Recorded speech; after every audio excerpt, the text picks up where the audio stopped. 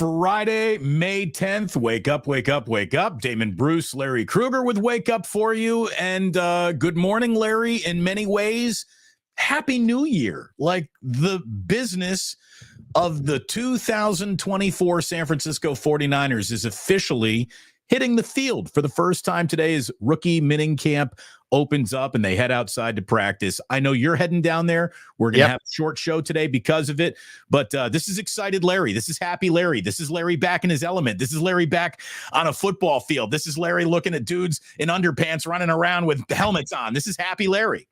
This is a good day. This is a good day for sure. Going to be great weather.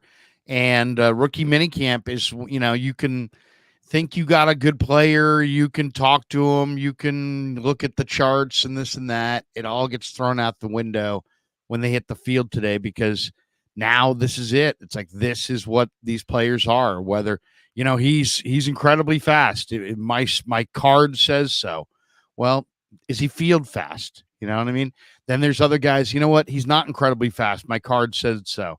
But you know what? We're watching him out here, and he's the fastest guy on the field. So, it's a beautiful day. And there's the old saying that the old coach used to tell me. One of my scouting mentors said, don't do too much advanced work before you walk in there. And of course, we've done tons, right? Because we've looked at these guys and talked about them, measured them, videos, all kinds of stuff.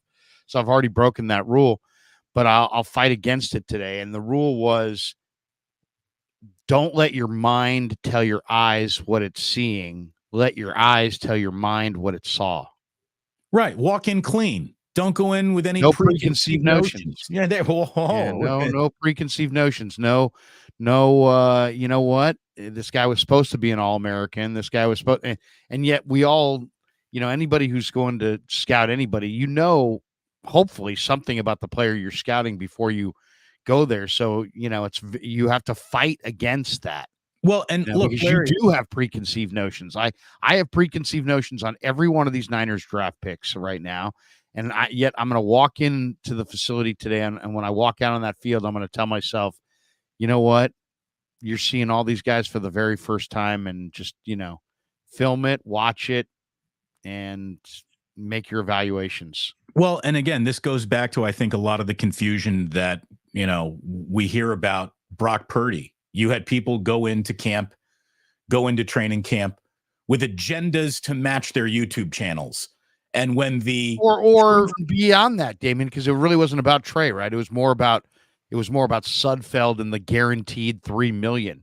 It was like so many Niner beat writers knew that little factoid in the back of their head that they didn't really give Brock a full go. But that was a mistake, because you got to remember this: if a team invests a draft choice, especially a 7th round draft choice, where they could have said, well, we'll just see if we can sign him as an undrafted free agent, that generally means that they really want the guy. And if they want the guy, they want the guy for a reason. So then you got to figure out what the reason is. Well, look, you got to be able to move off your preconceived ideas when, real data is being returned to you, like you said, with your own eyes. And a lot of people didn't want to admit that their own eyes were telling them things that their publicly stated position on the quarterbacking carousel, didn't line up. And no one ever wants to be wrong. So you double down on how today's success was an illusion. My preconceived notion is where the truth really lies.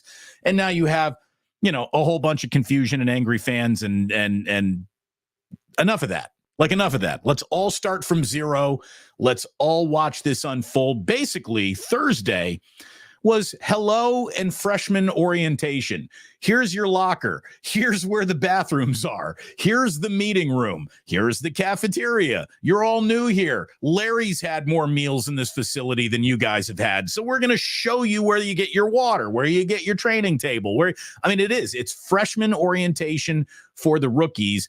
And today is the first day they'll hit the field. They won't do any real hitting, but again, they'll get out there and they'll be, to put it in a horse racing term, they're all going to get hot walked for the very first time in their professional careers. So it is a big day. It's a day where everything that happened in 2023 is now officially in the rearview mirror. Have we got the new league year officially started? Is that when your NFL calendar flips over? To me, today is the day the NFL calendar officially flips over, Larry. It's get to work day.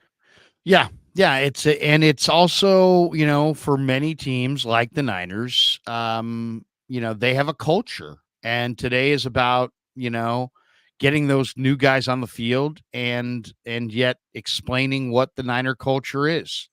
This is our expectations here. I don't know what your expectations were at Southern Miss or, or wherever you played, but these are the expectations here. This is the culture here.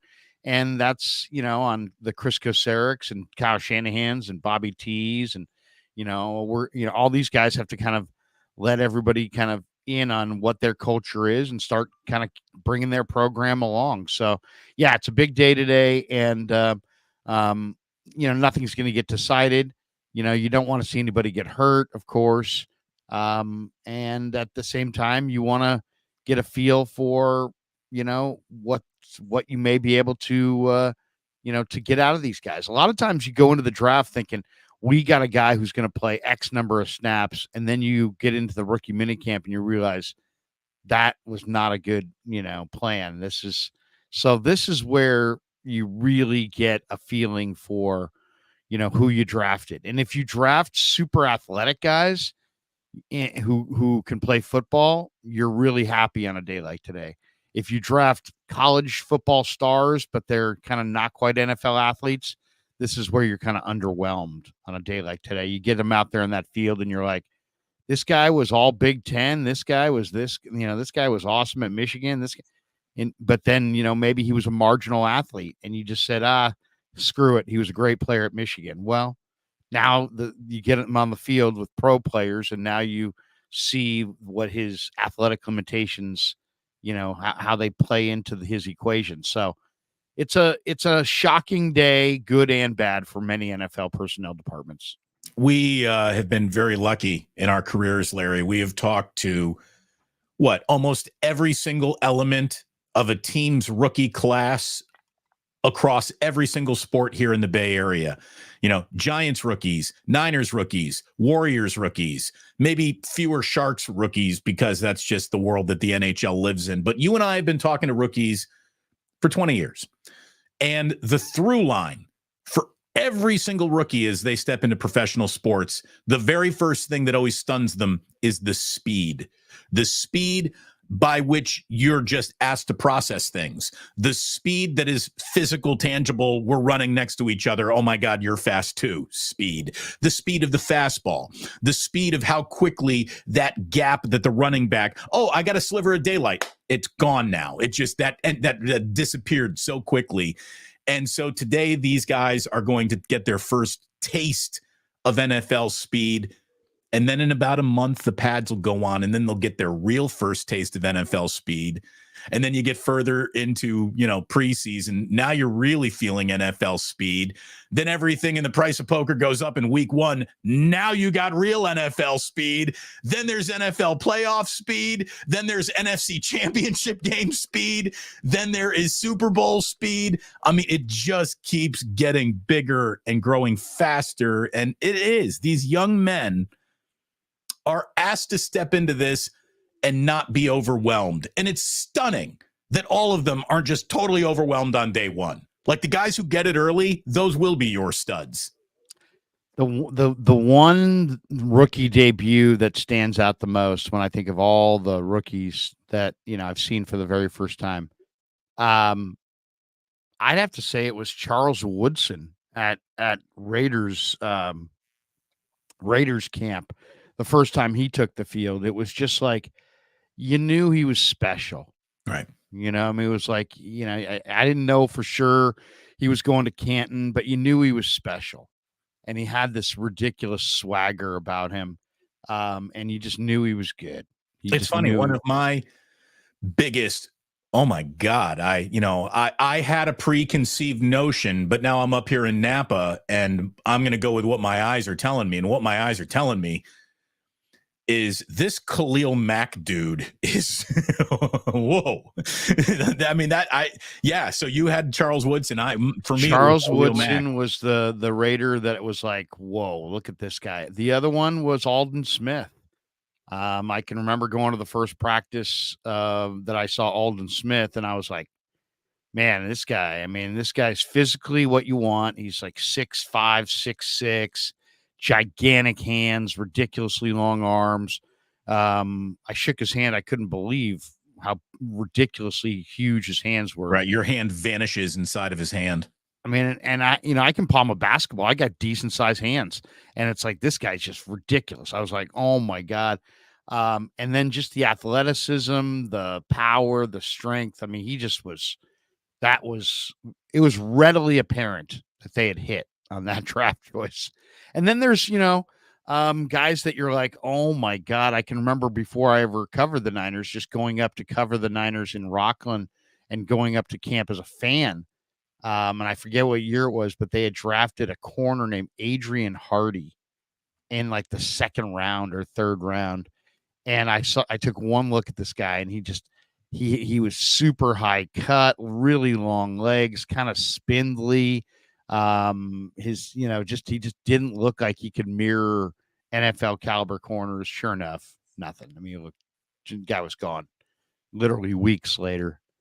So when you're sometimes second round draft picks, by the way, when second round draft picks don't make it to week one, that was a bad pick. Yeah.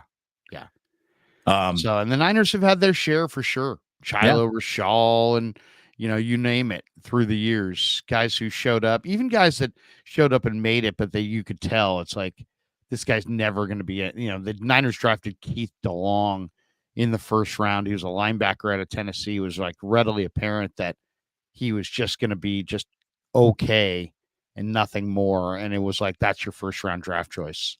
And then you get the guys, Larry, that exist like in the gray area where you're looking at someone who's got real talent, but will the talent like fit here? Will he get the opportunity to, to me, one of the all-time, like, I don't get why that guy didn't pop, because every single time he touched a ball in a preseason game, like something good happened, but then he never really joined the team beyond the preseason. Kentwan Balmer. Remember him? Yeah. Kentwan Balmer. North Carolina defensive lineman, bust. Yeah. I mean, the guys just, you think, yes, this is going to do it. This is going to happen. And then it doesn't happen. Or just like, your body doesn't allow you to do it. I mean, who was really good in practice and he just never could get it rolling with any consistency on the field was Jalen Hurd. Jalen Hurd looked really, really good at practice. He was a dog. He was 6'5". He would be, go after the ball and attack the ball in the air. And he looked like he had some power as a runner, and he just couldn't get healthy and never had anything. No career at all.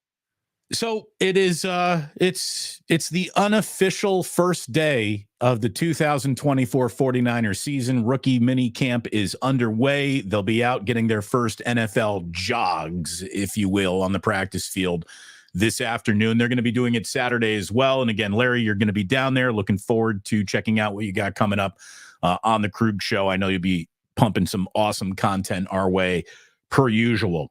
A few things we also talk to Nick Sorensen today at 11:30. Oh, that's right. Looking forward to that. And what would you want to ask Nick Sorensen? First year defensive coordinator, very interesting, but yet challenging situation for him. What would you want to ask him? Why is it your job? I mean, without being confrontational, like, I'm not trying to come in here and step on your toes in day one, but why were you the upgrade over Steve Wilkes? What the hell are you doing here? Right, but what is the reason to take the job away from Steve Wilkes with his vast experience and give it to you with your inexperience in that role? What is going to be your difference? What differently might you have done last year? Like, I'm guessing you're not zero blitzing in Cleveland. We'll all agree on that. Or no, that was in Minnesota. Was that where Justin Jefferson housed him? Jordan Addison. Was it Jordan Addison? Okay. Yeah. But yeah, what do you plan on bringing to the table that's different? And what element of you being new at this is good? It's your clean eyes, no preconceived notions, as we were just talking about this. And what, in your first time around on this job, are you afraid you might trip over? Yeah. And then, like, here's the other question I want to ask. Do you report to Brandon Staley, or does Brandon Staley report to you? I think that's a fair question. I don't think you should report to anyone but Do you Kyle check Shanahan. your defensive game plan? Do you run your plan by him, or does he run ideas about your plan to you? And honestly, the single best answer, the healthiest answer, would be it's collaborative. No comment.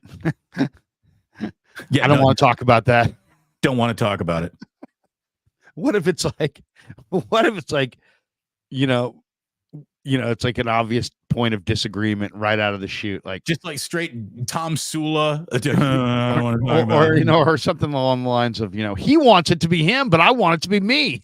Brandon Staley's got to get the hell out of my office. That guy's got to get out of my playbook. He's already being way too involved, and he needs to back off. What's he even doing here? What if you just got some ridiculous? Look at it this way. I told Kyle, what the heck? We would go live, Larry. We would go live. We would absolutely go live. Unearthing just these incredible stories, just all with just happenstance. So how do you get along with Staley? I don't. Hate that guy. It's now the lead on the NFL Network. Everybody's talking about it. Yeah, you never know. You never know. But I do want to ask that. I also kind of want to ask him about are there jobs open on this defense? I mean, they drafted as if there weren't jobs open. But are there jobs open? And if so, which jobs are open? Is free safety open? Is defensive end on first and second down opposite Bosa open? Is defensive tackle spot opposite Hargrave, is that open? Is the second stacked backer next to Fred Warner replacing Greenlaw, is that job open? Or is that Devondre Campbell's? Because I like Jalen Graham, and I'd like to see Jalen Graham get a shot at that job. Well, since you brought that up, let's talk a little bit about the linebacker news that we just got in the last 24 hours. Dre Greenlaw's road to recovery seems to be like it's going to be a long one, and it's not exactly progressing quickly, just based on the conversation that he had with Matt Mayoko, where the quote to Mayoko was, "When I feel like I can get out there and I can really contribute and bring everything I got is when I'll be out there, but there is no timetable in place here, Larry." He talked about missing, and I quote, 2, 3, 5, 6, 8, 10 games at the beginning of the year. He said he's just going to play like it's the Super Bowl every game. Once he does get the green light to return, and he just wants to go full bore as soon as he's back. He doesn't want any ramping up. Quote, "It's a long, slow process that you kind of got to be ready for every day to wake up and attack whatever you're trying to work on. And for me right now, that is just strength and mobility and trying to get a good range of motion to it." So yeah, none of that's shocking to me. I mean, you got to remember what the injury is and when it happened. It was an Achilles injury suffered in the Super Bowl in February. Right. So it wasn't like this guy went down in week 3. Right. It's May. And yeah, I mean, it's like, and this used to be like a career ender. And so now it's like, okay, so now it's not a career ender. Now it's, a year-long process. But I think it's definitely a year-long process. So I would say he's not going to be there this year, and they shouldn't bank on him. I mean, he probably is going to make it back. I would say the plan is to put him on the PUP list, and then after 6 weeks, see where it goes. And then at any point there, they can activate him, and then they have a 3-week window to put him on the roster or IR him for the year. So I think he's going to be a back end of the season guy at best. I think you're looking at something between Thanksgiving and Christmas if you're lucky. I mean, there's a chance they may, if there's any setbacks, they may just shut him down and say, pick it up again the following year. I mean, it's kind of like the Klay Thompson injury at the end of the year. I mean, it's it's a devastating injury at the very end of the year. So it's like you lost him for the rest of the playoff run, but then of course you probably lost him for the next year, and they did. So yeah, I hope they are really, really careful with him, because this is a really tough injury for a linebacker, because the whole job is to drop it back into coverage and then drive hard off your Achilles. So, you got to make sure that he's a guy that will be willing to go out there 65%. You got to make sure he gets closer to 90 or 100% before you allow him to take the field. And they have options. They have other guys. So, none of them are Dre, but there's a number of suitable options there. Well, the whole thing to me just reads simply like this: Devondre Campbell, get ready. Yeah, absolutely. That's if what he's you here want for. Snaps early in this year, they're coming to you whether you want them or not. So, just be ready, Devondre Campbell. You got a big job. You're Dre Greenlaw until Dre Greenlaw returns, unless you play yourself off the field. Well, he's first up, but it'll be a competition. I mean, I expect Winters to be a whole lot better. I expect Graham to be a whole lot better. I mean, if Graham is a whole lot better than the guy that I saw last summer, then he's probably going to be the guy starting opposite Warner over Campbell. But we'll see. I mean, Campbell is the established guy. Campbell's the free agent. Campbell got the money. Campbell's going to get the first look. And, look, you and I both love the way Dre Greenlaw is wired as a football player, but the fact that he's already in every game as the Super Bowl mode, man, your career is going to get cut short if you go out and you play every game like it is the Super Bowl. You don't. Yeah, but that's the way he goes. I mean, that's what makes him. He goes full bore. I admire it, but he is his own worst enemy almost in that regard. I mean, there is nobody in football who needs more, who is down for the count in this quarter, yet back in the game in the next quarter. He plays almost too hard, if there is such a thing, to play too hard in the NFL. In just a regular season game in a third quarter where the game's sort of already decided. I don't know if you got to be going that hard, Dre. Love it. Theoretically, I love what you're representing, but there is no load management, I guess, basically in the NFL, and that's the way he feels about it. It's funny. Bill Urbanic, who I used to work with in the Canadian League, had so many funny lines and so many coaching isms, and he'd be like, "Larry, let me tell you. Some of these boys play for the money. Some of these boys play for the girls. And I'll tell you, there's a percentage of these guys that play just to fuck shit up." And Dre Greenlaw plays just to fuck shit up. Yeah, I mean, he's just looking to just detonate and kill. And I joked with him after the Pittsburgh game, because if you remember the Pittsburgh game in the second half, the Niners had the big lead and they kind of played a soft coverage and they allowed Pittsburgh to just complete passes in front of them. And then they just rallied up and tackled. And I said, you played off coverage. You played soft coverage just so they would complete passes on your side of the field, just so you could hit Najee and hit Jalen Warren and hit the tight end. I know you, Dre. And he kind of gave me that look like that I love to hit. So yeah, I mean, he was hitting like a monster in that game in the second half, allowing completions right in front of him and then just destroying whoever was there. So yeah, and I mean, this guy loves to hit. I mean, he loves the violence of the game. He's a hitter. That's what makes him such a great second level defender.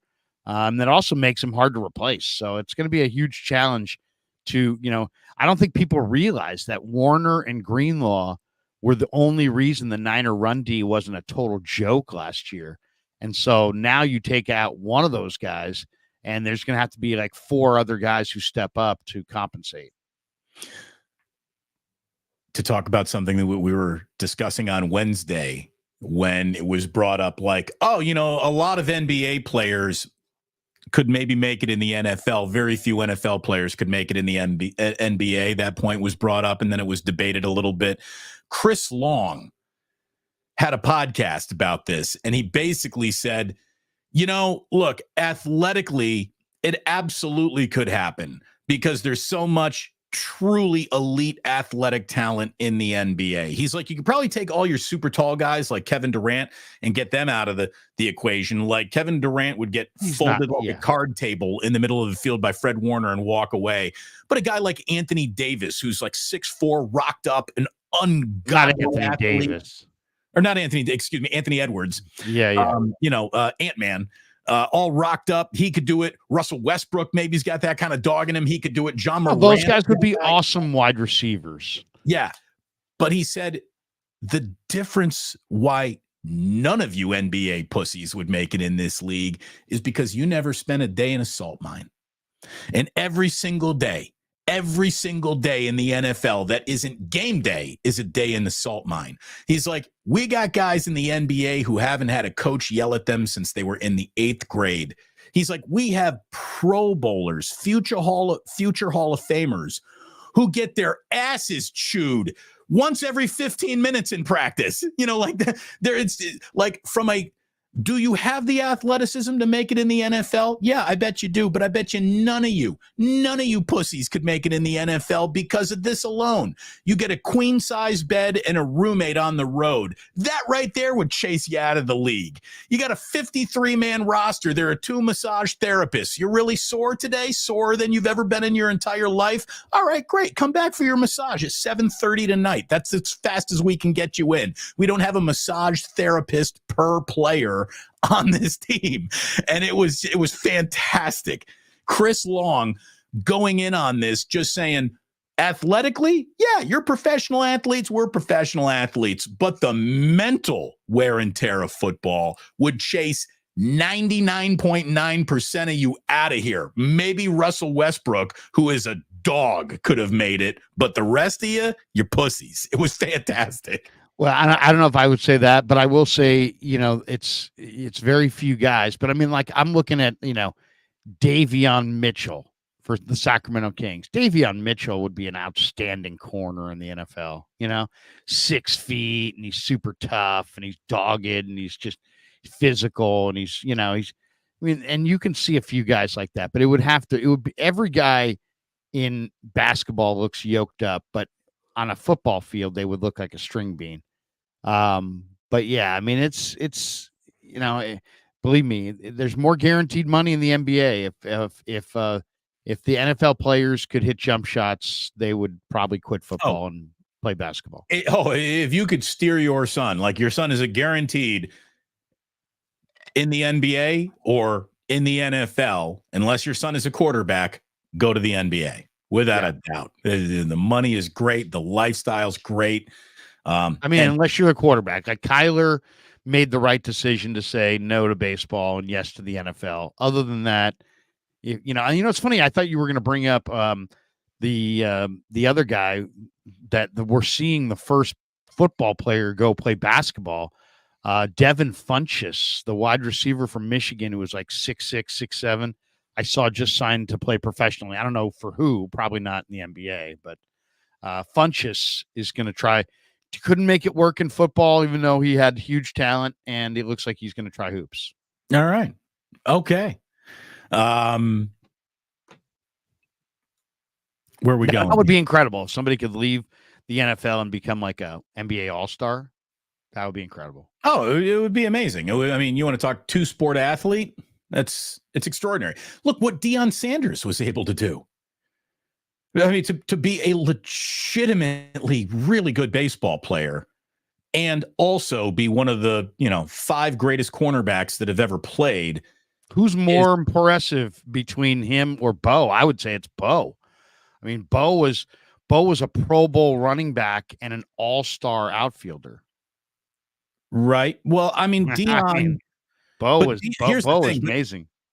But Deion had, I think, just like Deion was a better football player than Bo Jackson was anything.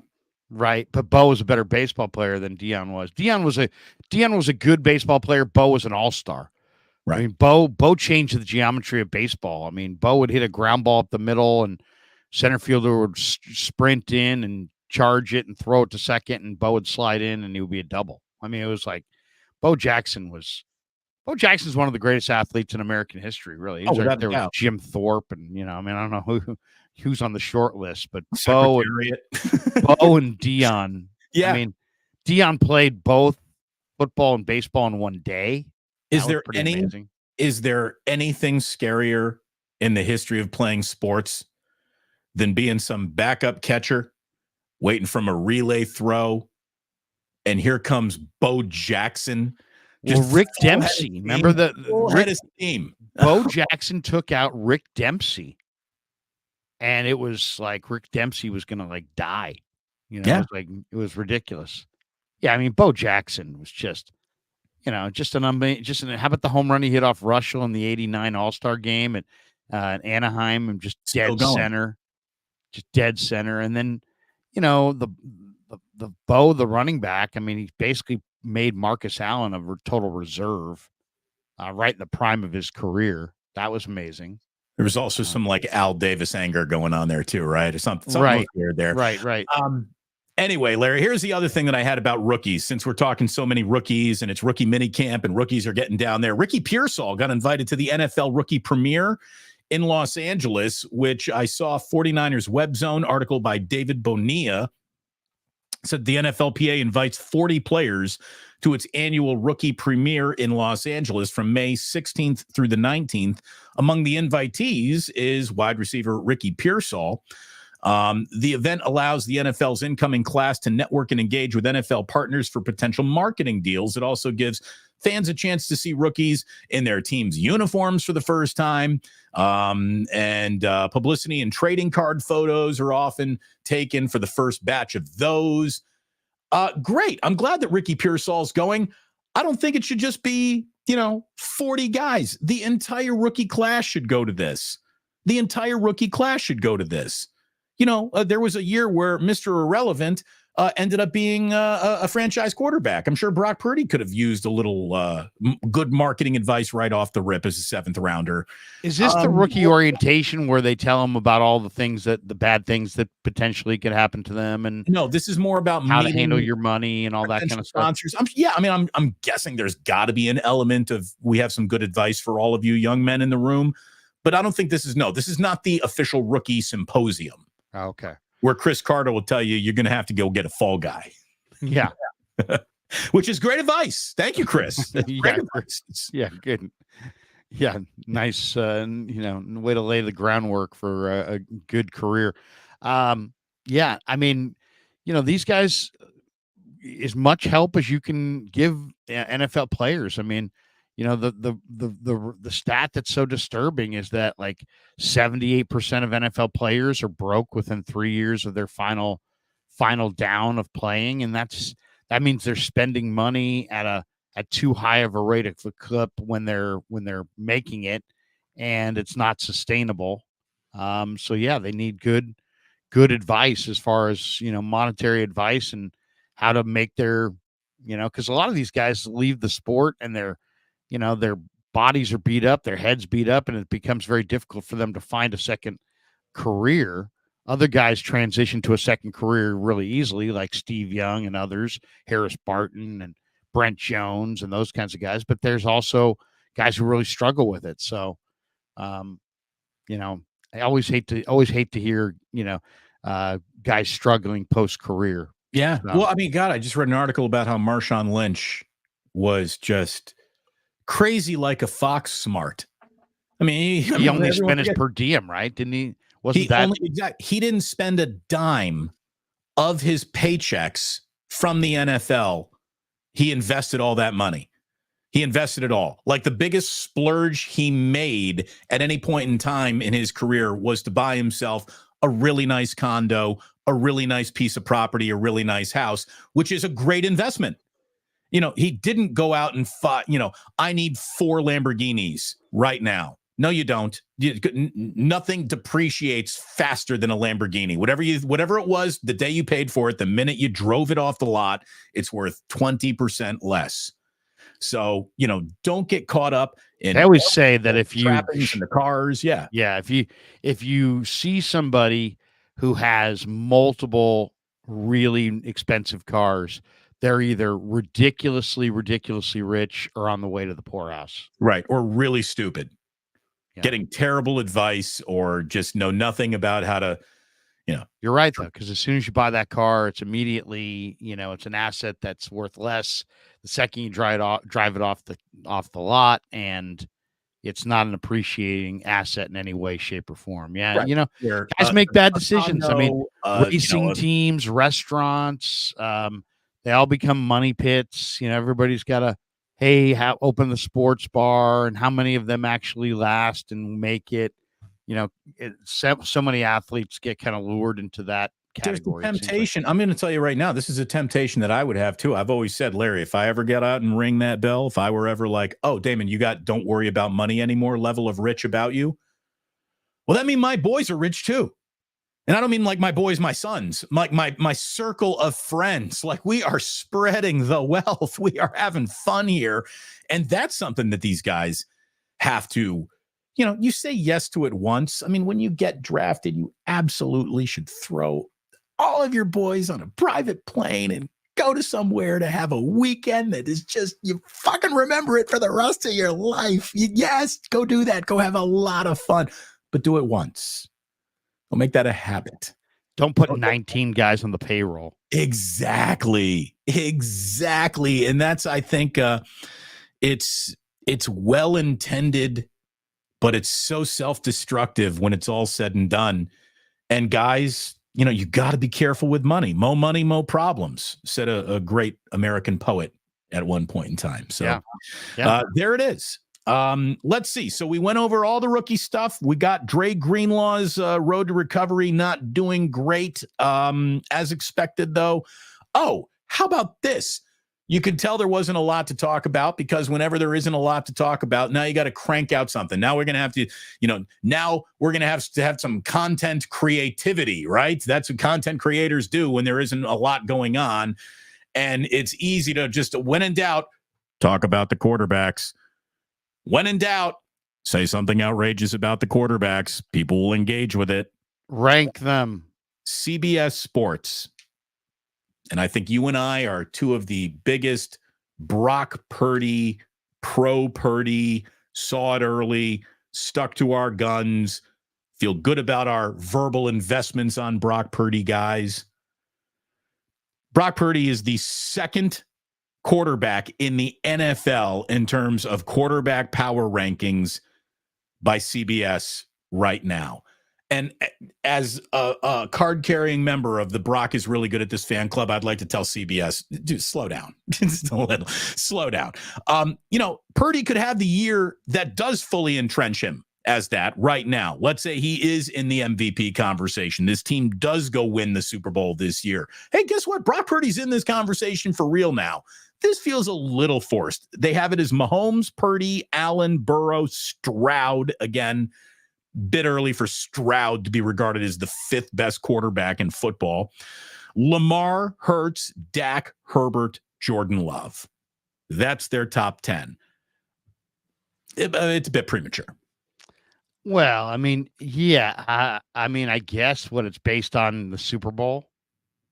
Who went to the Super Bowl? Obviously, I redid it. I redid mine. I redid mine because, I mean, I said, okay, this is how I have the top 10.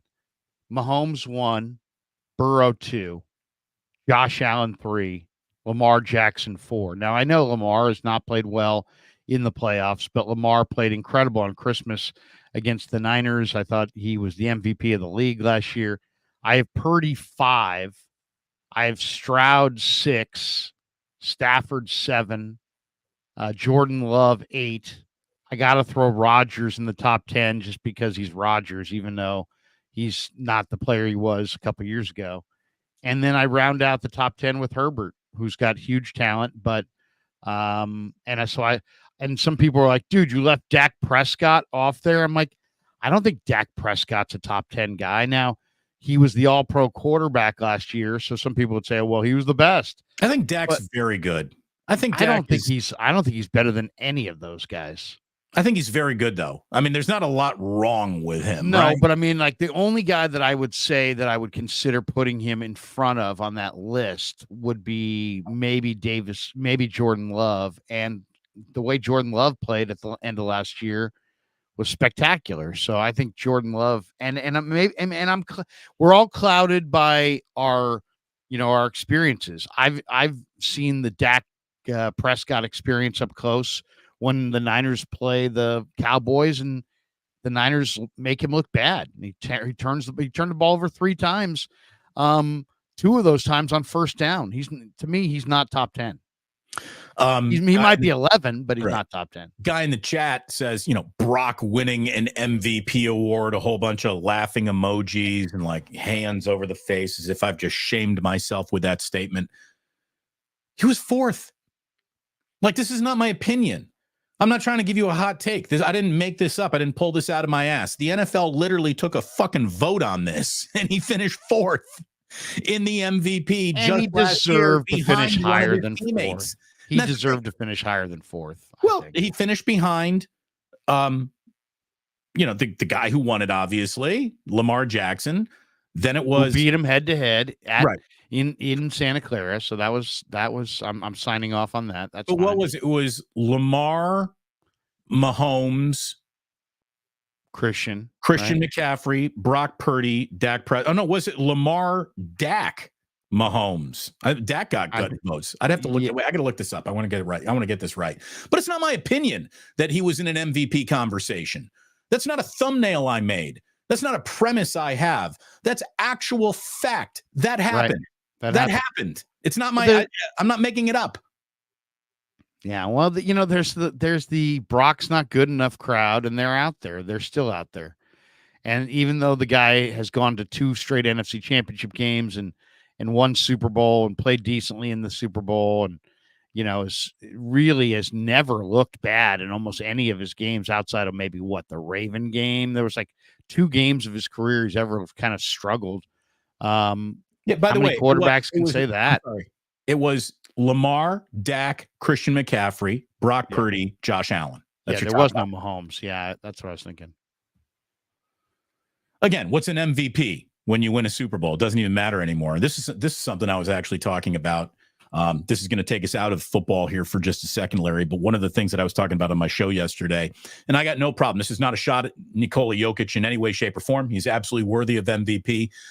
But what is an NBA MVP anymore if we're not factoring in the postseason? I just think the NBA needs to now rethink when this award comes out, because we are seeing demonstrated in real time that the NBA's regular season isn't even competitive basketball compared to what we see in the postseason. So to be the NBA regular season MVP, it's never meant less. It never, who cares? Well, it's about health and it's about production over the course of 81 games. But yeah, I mean, you're defined by what you do in the playoffs, and the true best players show it in the playoffs.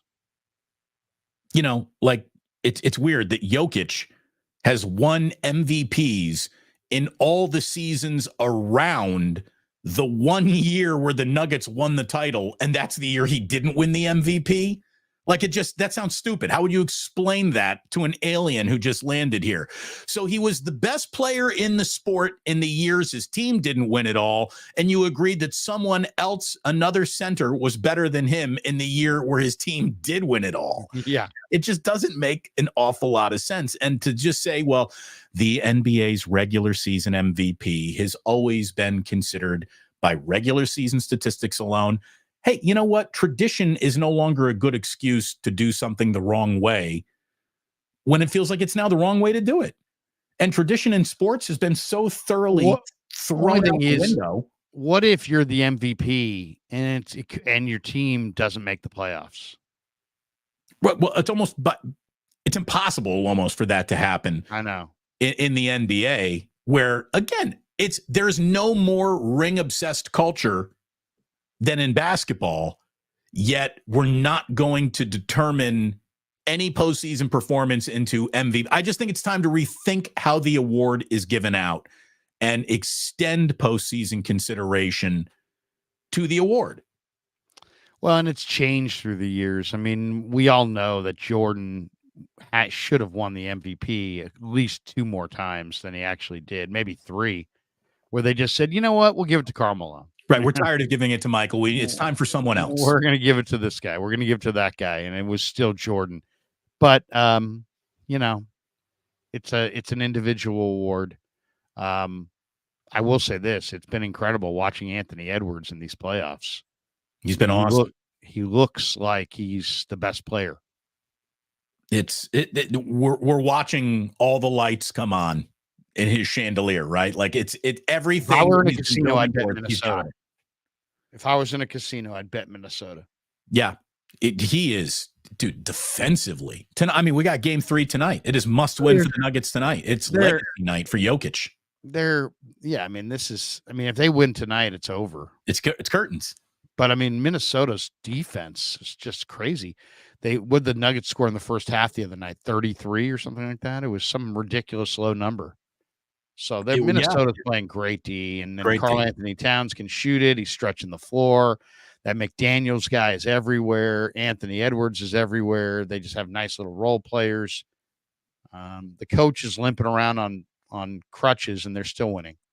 I took us off on a tangent there, but it just popped into my mind. I apologize. Like and subscribe. We do talk 49ers over here, I swear to God. David Bonilla of the 49ers Web Zone, again, had this. He was reacting to a Tim Kawakami mailbag, where Kawakami basically got the question, hey, what if Brock Purdy in this upcoming contract negotiation just puts on the black mask and comes to rob the bank?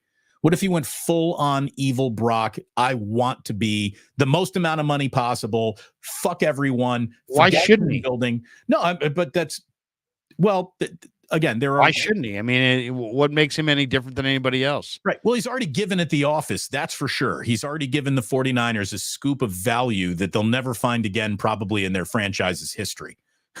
That's what he's done. I mean, there's people that believe it's going to be a record-setting deal, north of $50 million a year.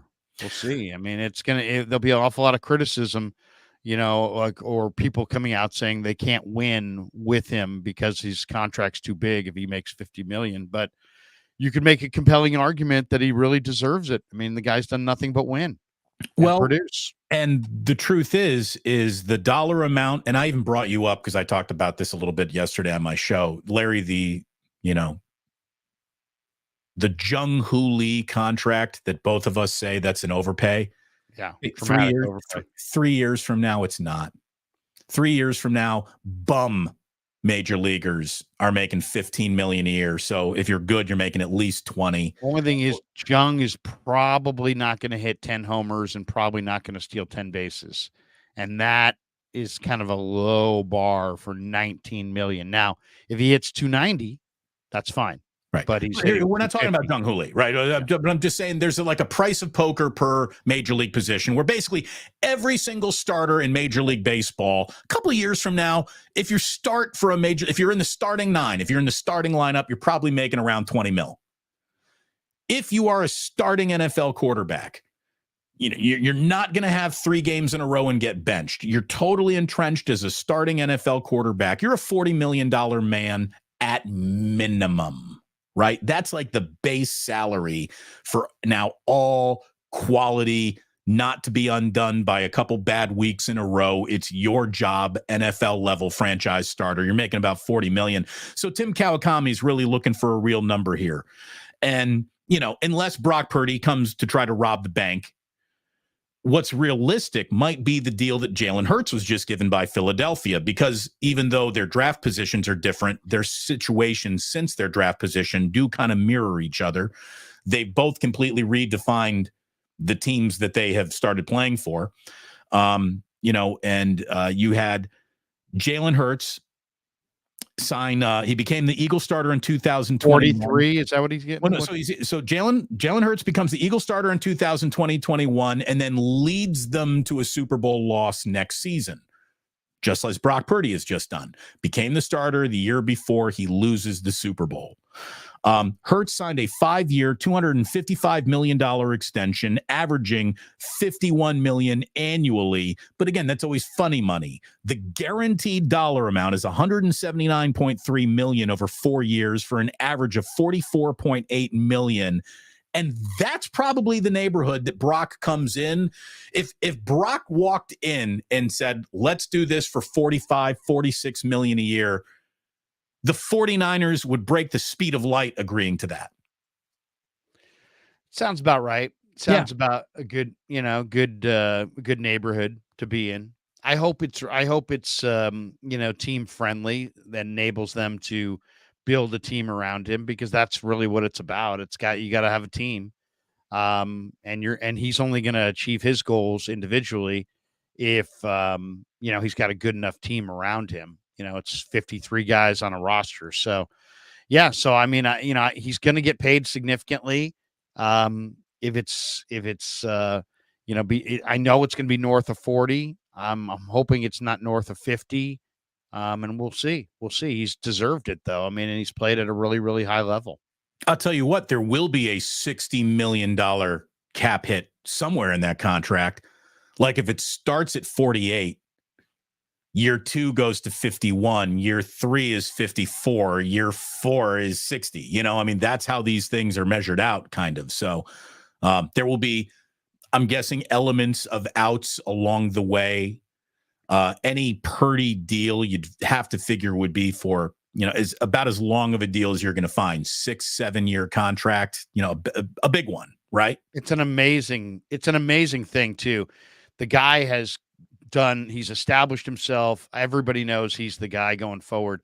And yet I think it was Bleacher Report yesterday, or somebody had another example, another trades that we may see this summer in the NFL. And one of them had Kirk Cousins being traded from the Falcons, who just signed him, to the Niners so he could reunite with Shanahan. It's like, guys, stop. That's not happening. Why would they go for expensive old Kirk Cousins when they have Brock Purdy, who's, more than a decade younger? Right. You don't trade 24 for 34. It's like, the people love their story, and people it's like they forgot that the Niners discovered Brock Purdy and that there's no need for Kirk Cousins.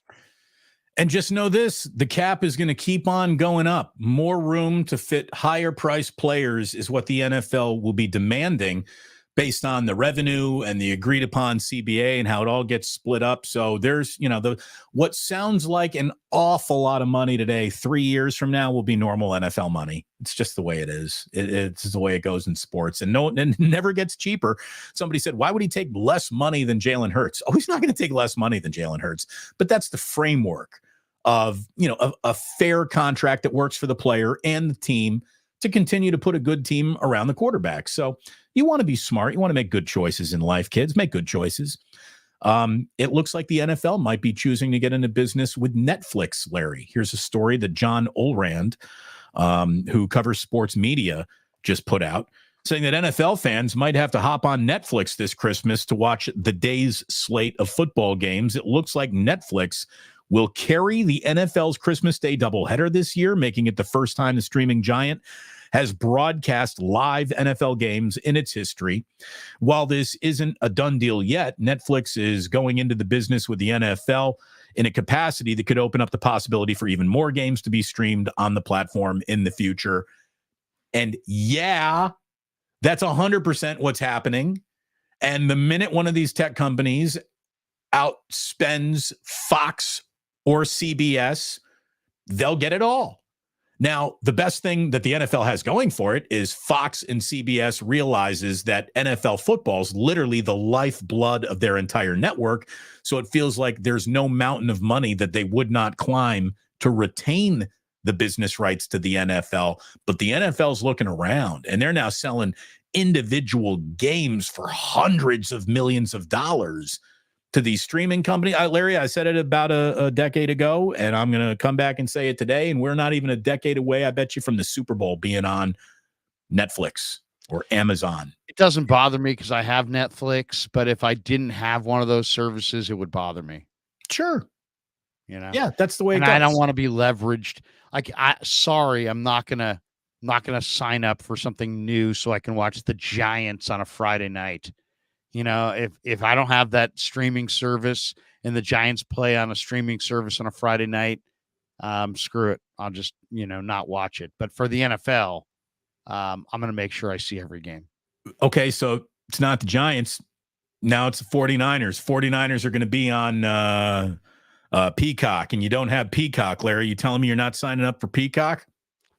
I'm probably either not signing up for Peacock, or if I am signing up, I could sign up for Peacock, or I could just go to a sports bar. It depends what Peacock's offering outside of one NFL game. If it's going to be like a weekly game, yeah, then I'm going to sign up for Peacock. Look, it's going to happen. I mean, we've got the NBA now. I think I will neither confirm nor deny whether I'll be going with Peacock. Okay. But look, we got, the NBA is now thinking of leaving Turner. No more inside the NBA. No more Ernie Johnson. If it were to go back to NBC, that would be Peacock, and they would be looking to give you like a basketball night in America. It's Ahmed Fareed and somebody playing basketball. I just saw Ahmed Fareed Derby, a whole bunch of Derby. Yeah, he was covering the ponies. He's graduated beyond Bay Area sports, NBC Sports Bay Area. Dude, he's a very good, versatile, bring him in to host this unique event host. He's good at it. He's generic. I mean, he's talented, but he's got that generic, I can do a bunch of studio things for different sports. Right. He's nobody's A teamer, but he's like the solid B and C teamer. He won't embarrass you. He's not going to be their first choice, but if somebody's taking holiday vacation, he's an unoffensive fill-in for almost anything. Like you could see him. He's almost kind of like got a little Ryan Seacrest to him. Kinda. What? Just he could do like New Year's Eve. He's versatile that way. He could do badminton. He could do women's sports. He could do studio for NHL without knowing hockey. He's like that kind of guy. Larry, let's do an Andy Cohen, Anderson Cooper, CNN style New Year's Eve show this year, where the two of us are getting like goofy drunk and like flirting with each other. Times Square. Yes, that's exactly what we need. Look, I know you got to get. What are your resolutions, Damon? I'm not going to drink coffee before noon. Oh, really? My resolution. I'm not going to. I'm starting, and I'm going to start to learn to juggle. Yeah, I'm looking forward to it. 24 is going to be a big year. We're juggling. It's going to be a big year. I'm going to be kinder. I'm going to eat right. I'm not here for kind Larry Krueger. Someone was I want to be kinder. Somebody the other day was requesting some evil Damon. And I said, you don't have to request evil Damon. He's always lurking. You never know when he's going to pop out. It happens. Let's see. The last bit of 49ers news to share is an au revoir. Rest in peace to Jimmy Johnson. Not Dallas Cowboys Jimmy Johnson. Hall of Fame 49er cornerback Jimmy Johnson passed away. He went into the Hall of Fame in 94. He was part of the inaugural 49ers Hall of Fame class in 2009. He was drafted by the Niners 6th overall back in the 61 rookie draft. Played his entire 16-year career with the 49ers. He began his career as a defensive back and finished as a wide receiver. 47 career interceptions, 213 career games for the 49ers, still the second most in both categories in team history. His 16 seasons in red and gold, tied for the second longest tenure in team history. Only Jerry Rice played more career games, 238 to the 213 career games of Jimmy Johnson. Larry, ahead of my time, ahead of your time as well.